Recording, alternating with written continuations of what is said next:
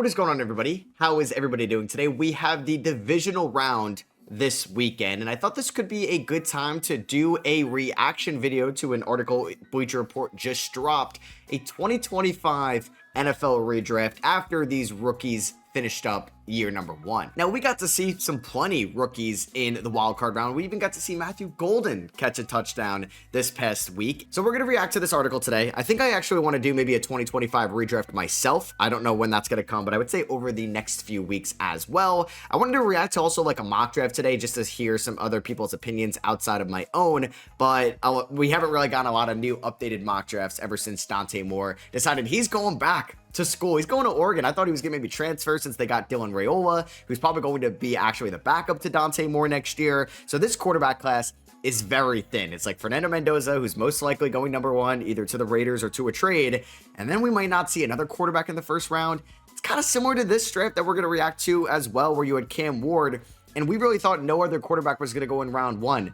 We didn't really expect, we actually probably expected the next quarterback to go in round one was Shedeur Sanders, who didn't go to like the 5th round. You had Jackson Dart, who eventually went in round number one. You had Tyler Shuck, who went in round number two. And then you had like Gabriel and Milroe, who ended up going in round number 3. But this is actually showing that it's not the worst quarterback class in the world. I would say there's probably 3 rookies that we are going to see go round one in this mock draft. So let's get into this right now. The number 1 overall pick. If you had to ask me right now, who should it be? I'd go Cam Ward. I would still go Cam Ward. I don't know what they're going to have. We're about to find out, but I do think Cam Ward had probably the worst weapons out of the Saints or the Giants if you're going to compare him to Shuck and Dart. He had the worst running back out of the 3 for at least like half the year. Yeah, I'd probably put Pollard behind Scatabo, but ahead of Tyrone Tracy. And I mean, even Shuck, like, he didn't really have too much of Kamara this year with injuries as well. The offensive line, not great in Tennessee, although they have invested into that offensive line as well. It's probably even with the Giants in some way, but he lost his head coach like the Giants did. I do like Brian Daboll as a better head coach than Brian Callahan, that's for sure. And I think Cam Ward's tape was pretty good this year with the horrible weapons and environment he had in Tennessee. I would still take him number 1.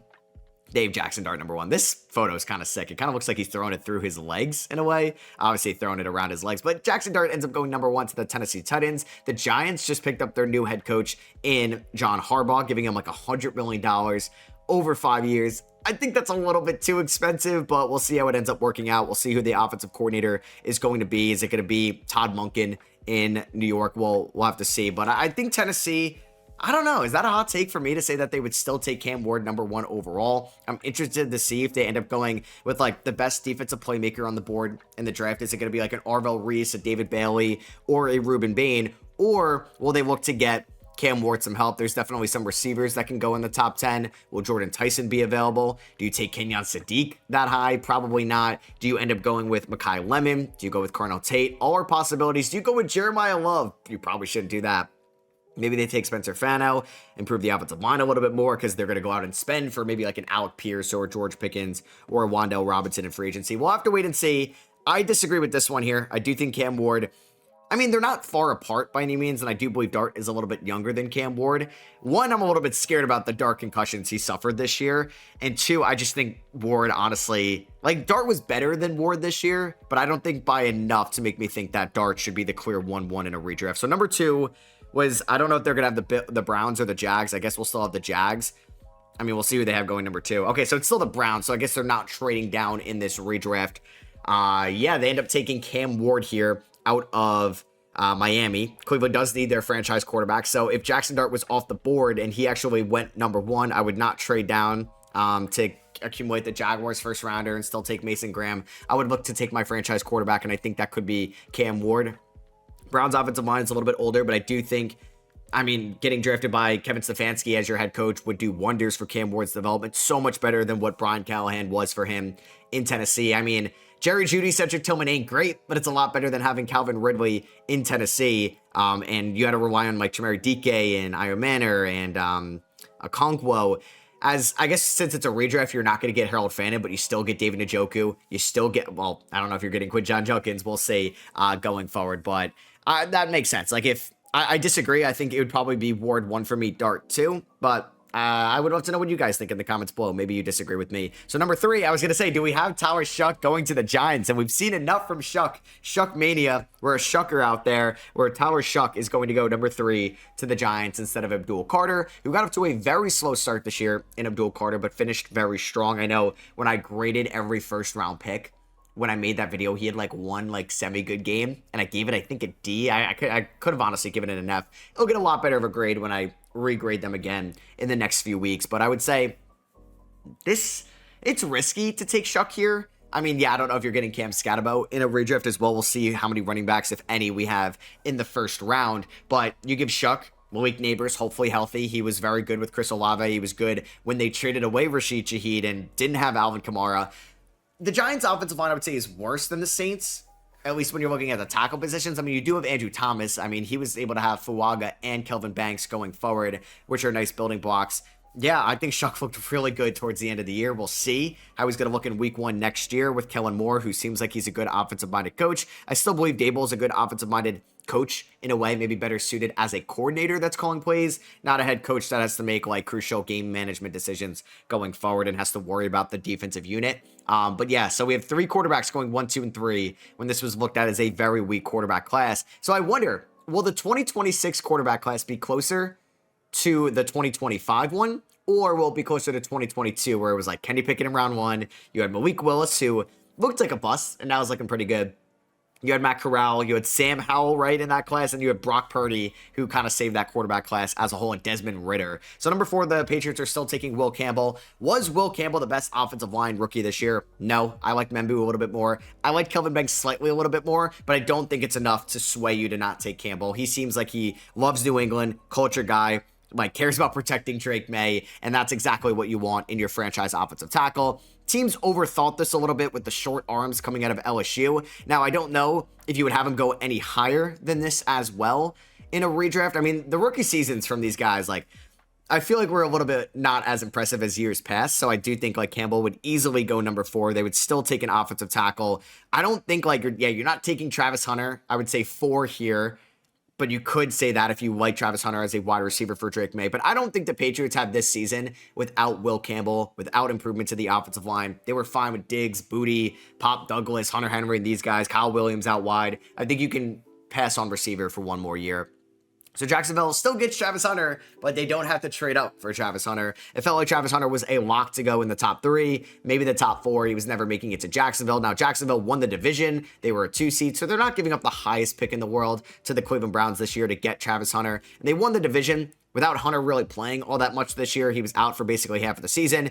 He had like one good game and one good as a receiver. I think another one as well against like the Chiefs. He made some plays when they won on that Monday night game. He looked fine as a corner this year as well. It's something we've never seen before. Like, is Travis Hunter going to be serviceable enough on both sides of the field where you could justify him playing full-time snaps out wide and full-time snaps as a corner? It's going to be interesting to see what Gladstone and Liam Cohen do next year. Is this team going to have Brian Thomas Jr. on the roster next year? And it's going to be a ton of like Travis Hunter, Parker Washington. We're going to have to wait and see. So they have Travis Hunter going number 5 to Jacksonville. Number 6, we have the Las Vegas Raiders taking Tet McMillan. So they take him one pick or a couple picks ahead of the Carolina Panthers and the Raiders. Yeah, probably shouldn't have taken a running back. I disagree here. So I know we now know that they were going to trade away Jacoby Myers. They didn't get a ton out of like Thornton Besh. They got a little bit out of Trey Tucker this year, but we saw how bad this offensive line was in Vegas. And you have like 2 building blocks going forward, right? That you know are going to be here. You want to be here for the long term, at least in JPJ. Hopefully bounces back next year. I mean, kind of changed his position, and Pete Carroll's son was like the offensive line coach. And then Colton Miller, who was banged up this year. Armand Membu, I think this would be an easy redraft pick here. I know like it's enticing to take Tet McMillan, but I would pass on that. You still have Brock Bowers. You still have Michael Mayer. You would still have Trey Tucker at the moment. You could draft somebody later on. You could pick up somebody later on. I think it's way more important to get somebody like Armand Membu in the room. And hey, you can maybe take Quinshon Judkins in the second round or Cam Scatterbo in the second round as well. So I disagree here. I would go with Armand Membu. The Jets get Abdul Carter at number 7. Yeah, I mean, Will McDonald had a little bit of a disappointing season. I would probably still go Armand Membu, to be honest with you. I mean, you can have the debate between the franchise edge rusher versus the franchise offensive tackle. I do think Membu was better than Abdul Carter this year, but you'd assume Carter's going to get better with experience in the NFL. So, You keep Carter in New York. This one, I don't know. I think I disagree. I think I would take Armand Membu here instead of Abdul Carter, although he did look really good towards the end of the year. And you're excited about him once again with Lawrence and Burns next year playing for the Giants. But yeah, I would take Membu if I were the Jets. So the Carolina Panthers go Tyler Warren. Also crazy to me, but I mean, they're in completely different systems. And I know Warren lost his quarterback and he had to play with Philip Rivers, but Colston Loveland was maybe better than Tyler Warren this year. Maybe that's just recency bias, seeing what he did in the playoffs, seeing what he did towards the end of the regular season. But I kind of like Loveland. But if you like Warren as a little bit better of a blocker, I would say for Carolina, since McMillan is off the board, that's what I would do as well. I don't think they really need to address the offensive line. Maybe you take a corner here. We're going to probably see some people that have like really high rises here, but like Jahdae Barron, I don't think played like a top 15 pick, maybe not even a first round pick here in a redraft. Like you're not taking Xavier Watts here at 8. You're definitely not taking Malachi Starks here at 8. So I don't know if you're going to go anybody in the secondary specifically. I mean, you could maybe go with some like type of edge rusher in a way. I just don't know. I mean, you're not taking Carson Schweschinger, an off-ball linebacker here at 8 with Abdul Carter off the board. I would probably look at, I mean, would you take Emeka Ibuka? Like, do you think the second half was just like not who he actually is and he's going to be more like the first half of Emeka Ibuka going forward? That could be a possibility. I would probably go Colston Loveland, though, over Tyler Warren. Could be recency bias. The Saints get Kelvin Banks at number 9. Now, I'm fine with the Saints still getting like their guy. Like, they took Kelvin Banks. If it's Kelvin Banks versus Membu, you take your guy, keep him in. Like, the guy you drafted, they clearly liked him and he was clearly a good player this year. Do I like Membu a little bit more? Yeah. But I guess we're splitting hairs at that point as well. I'm really like, it's kind of crazy that Armand Membu is not in the top 9 in a redraft, not in the top 10 in a redraft. I loved watching Colston Loveland this year. It was more exciting, I would say, this year than we've had over Cole Kmet over the last few years. Obviously, Colston Loveland had some really good quarterback play this year as well, and you get Ben Johnson as your offensive-minded head coach, which is phenomenal, and Ben Johnson could win Coach of the Year, who knows. So, number 11, we are going to have the San Francisco 49ers select James Pierce Jr. I guess that's who you could have had maybe at number 8 to Carolina, maybe Jalen Walker as well. I mean, definitely a little bit better than Mykel Williams, who dealt with injuries this season for San Francisco. I didn't love that pick when it happened, but everybody kind of was just hurt this year in San Francisco, and who knows, when you're playing with Nick Bosa a little bit more and Fred Warner behind you, you could definitely look better out there, that's for sure. And James Pierce Jr. was like a raw edge rusher coming out of Tennessee, and it was very risky to trade away your first round pick this year. Now, thankfully for Atlanta, they won a couple games towards the end of the season where it's not like he gave the Rams the top pick in the NFL draft. And I think that's what the 49ers could go here. Do you look at Emeka Ibuka with Ayuk being up there, with Juwan Jennings kind of being injured always, or at least was this year, and potentially wanting out, and you can have like Ricky Pearsall and Emeka Ibuka? Don't hate that as well. Armand Membu still on the board. Did I like miss him?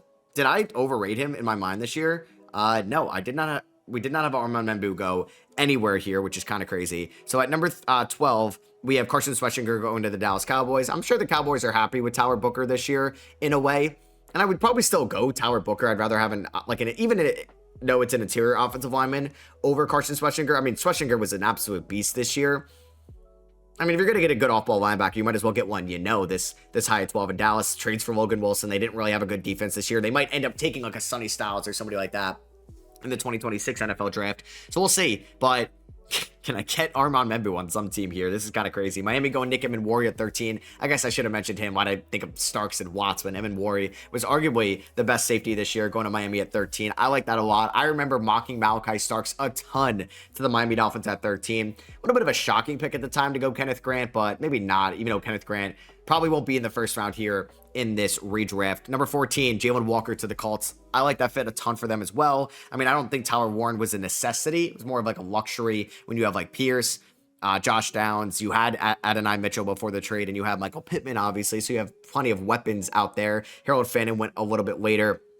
Terrence Ferguson, Elijah Arroyo, and kind of those guys as well. So you take Jalen Walker, who you think you could put him like as an off-ball linebacker. You could put him as an edge rusher at times as well, and just be this athletic freak in your front seven with like Watu going forward. Yeah, just like not a great cornerback class when it's all said and done. So you have Mason Graham going 15 here to the Falcons. Did Graham get a sack this year? I forget, but yeah, I think like his more is like advanced numbers and those metrics favored Graham a little bit more when he's getting double teamed. Obviously, playing on a defensive line with Myles Garrett will help you out more than not. going forward, but Atlanta, I think with how bad their defense was in 2024, it improved a lot in 2025, and you end up losing like Grady Jarrett in free agency anyway, so you could end up going Mason Graham there. And then, yeah, Armand Membu going to the Cardinals. I feel like that's a steal. I don't know. Am I overrating Armand Membu? Jets fans, you can let me know in the comments. I mean, Arizona could definitely take an offensive lineman in the 2026 draft. They have Paris Johnson, and now you have Armand Membu going forward. That is something to definitely get excited about in Arizona when you do have Kyler Murray under center for now. You would have, hopefully, James Conner healthy. You would obviously have Trey Benson healthy in a perfect world. You have Marvin Harrison as your wide receiver 2. And Michael Wilson as your wide receiver 1. You have Trey McBride. Yeah, I would love Armand Membu here to the Cardinals. I just don't think he would actually be on the board here in a redraft. The Bengals get Jahad Campbell. Yeah, a lot better than maybe what Shamar Stewart was for them this year, who played in 8 games, basically half the year, and he wanted this contract going into the year. It was just never, I feel like, going to succeed from the start. And Jahad Campbell also made so much sense to the Bengals on the night of the draft at 17, and they kind of just neglected that idea as well. They went for the upside in Stewart, who could still be a good player in Cincinnati, but like Murphy to Mims to Stewart, it just hasn't been a great couple-year run for the Cincinnati Bengals, although Mims actually does look like, I think, promising in some ways. Gray's able to the Seahawks here at 18. I think they would definitely keep their guy. That's for sure. This offensive line has changed so much this year from where it was a year ago. I'm recording this obviously ahead of the divisional round, so I have no idea if they're going to end up beating the San Francisco 49ers again. I know Sam Darnold ended up popping up on the injury report this week. You can even make an argument Gray's should go to the Cincinnati Bengals here at 17, or maybe go to the Arizona Cardinals if Membu was off the board, and maybe just go to some teams that could use another offensive lineman going forward. Maybe we could see him in Miami instead of Aaron Brewer, who is maybe the worst offensive lineman in the league this year. So yeah, I think they're very happy with that, Seattle. You're not going to get Emin Wari here in the redraft, but you're going to get Gray Zabel, Zabel.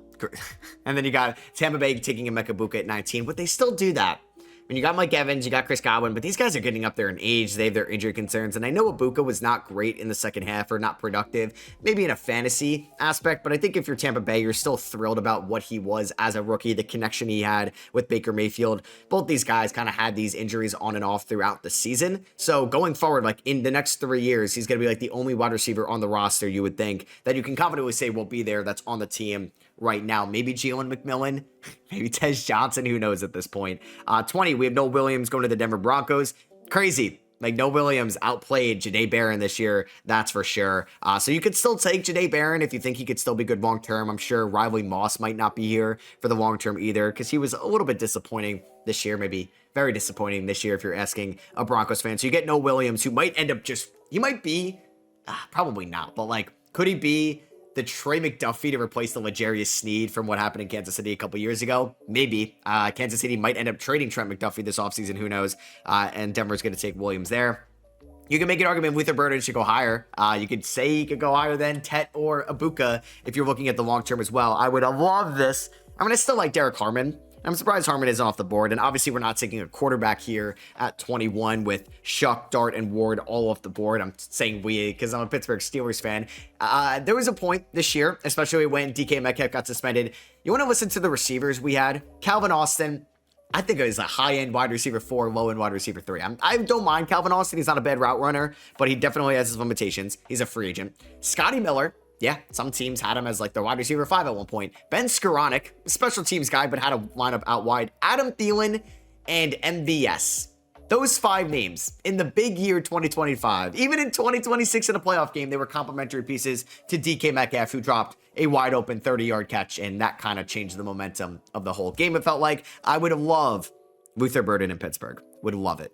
Chargers taking Trayvon Henderson at 22. So this is the next running back off the board in Henderson. He goes ahead of Junkins and Scataba, which I think makes sense. Does Kyle Monagai get in the first round? I don't know if I would take him over Marion Hampton still. I know Henderson looked great in the second half as well. It's just Hampton had injuries this year. I think for the most part, when he was starting to find a stride before he got hurt, like early in the year after like week 5 or week 6, he was looking really promising. But yeah, kind of injuries have affected the later part of his year as well, and they obviously just lost to the Patriots. The Packers are getting Tyler Booker. Can make an argument an offensive lineman, like a proven guard, should go higher as well. The Packers had injuries to like Tom this year and Jenkins, and are going to have maybe some changes in the offensive line going forward. Yeah, they're not taking Matthew Golden here. I'll tell you that. Minnesota getting Ashton Jeanty. So couldn't you just say Ashton Jeanty at 22? I probably would do that. I know Ashton Genty wasn't like super productive number wise, but if you watch like the tape in this year, like the offensive line is so bad in Vegas, and the game script does not favor Genty whatsoever, where it can build up a consistent run game, where they can actually develop the run game to set up the passing game and set up play action. It was a mess this year for the Raiders. The offensive line was so hurt. The quarterback play, the offensive coordinator play was so bad this year in Vegas, where I think Minnesota's getting a steal at 24 compared to Donovan Jackson, who, I don't know. They should have maybe taken like that Giants deal to trade down on the night of the draft. So Houston gets Josh Simmons here. They ended up trading down in the draft as well for the Jackson Dart pick. So they're not like, the Giants aren't trading up. So they take Josh Simmons, who fell a little bit too low, I would say, in this draft. He had some like personal things this year. Like you were worried about the injury concern with the knee being injured last year at Ohio State, but definitely played like a first rounder in my opinion. The Rams are going tight end in the first round, Harold Fannin. I mean, Harold Fannin was an absolute dog this year. What a tight end class with Loveland, Warren, and Fannin. What you can maybe get from the other guys that were drafted in day 2 and day 3. And Fannin was so good coming out of Bowling Green. And him and Njoku could be like that 1-2 punch for whoever the next quarterback is going to be in Cleveland. Probably not going to be a rookie next year with all the guys going back to school. We have Donovan Ezeraku going to the Ravens at 27. I don't think they would take Malachi Starks here. I think it was an underwhelming season for like almost anybody, or almost everybody in that Ravens secondary outside of Kyle Hamilton. It was underwhelming for Wiggins and Marlon Humphrey and Malachi Starks. So you take Ezeraku. Like, I'm excited about the Cowboys defense, more specifically for them. I know they move on from Micah Parsons, and it'd be sick if Ezeraku and Parsons were your edges, but you're going to have Ezeraku, Quentin Williams. You're going to have like Overshown, hopefully fully healthy next year. You're going to have like Siobhan Revel, hopefully healthy next year. They're finally moving on from like Diggs and Bland moving forward. Quentin Williams, and then hopefully they draft somebody. Like maybe they are a Sonny Styles team or somebody like that. Maybe a David Bailey team. I don't know if I'll fall to them. Maybe a Keldrick Falk team. So you have Jacob Parrish going to the Lions at 28 here. Amik Robertson was not good for this team, and Terrion Arnold's future is up in the air, and they ended up signing DJ Reed to replace Carlton Davis, so they could definitely look at a corner going forward. 29, we have Xavier Watts going to the Commanders. Yeah, this team is old defensively, so you can go out and get a safety in Watts, who definitely played like a first rounder this year. Wow, Jaden Higgins to the Bills at 30. I mean, that would excite me. Probably would be more exciting than Keon Coleman, Cookie Man, going forward. So they take Higgins, who's come alive, I think, as of late, and has been a nice deep threat for Houston this year. What? Chimere DK in the first round to the Chiefs. I don't know if I agree with that one. I would take an offensive lineman. I would take an edge rusher. I would take a lot of other players outside of Chimere DK, who I think was fine this year for the Titans. But what? I know he's going to help out your special teams in a way, but yeah, no, I'm not doing that. I know you have Worthy and you're getting Rashee Rice back, and these guys were kind of disappointing this year for Patrick Mahomes. No, absolutely not. I disagree with that. And then Nick Scorton to the Eagles at 32, who definitely played well for the Panthers this year. And like, I would probably take him ahead of DK. And the Bills defense, with the problems it had this year, especially on the defensive line, you can look at Nick Scorton as well. So yeah, that is going to be Bleacher Report's 2025 NFL redraft. Like this one here, I don't know. I think if you're going to take a playmaker, take or Marion Hampton, who's still on the board. Take Quinshon Judkins if he's still on the board, which they both were. So yeah, that I disagree with a little bit. And yeah, if you guys want to see me do a redraft as well, let me know. I'm rooting for you. Hopefully your favorite team to win this divisional round. Good luck to those that are fighting for the conference championship weekend. I guess my Steelers, we are moving on in a different direction and getting a new head coach. So I'll see you guys in the next one. Peace.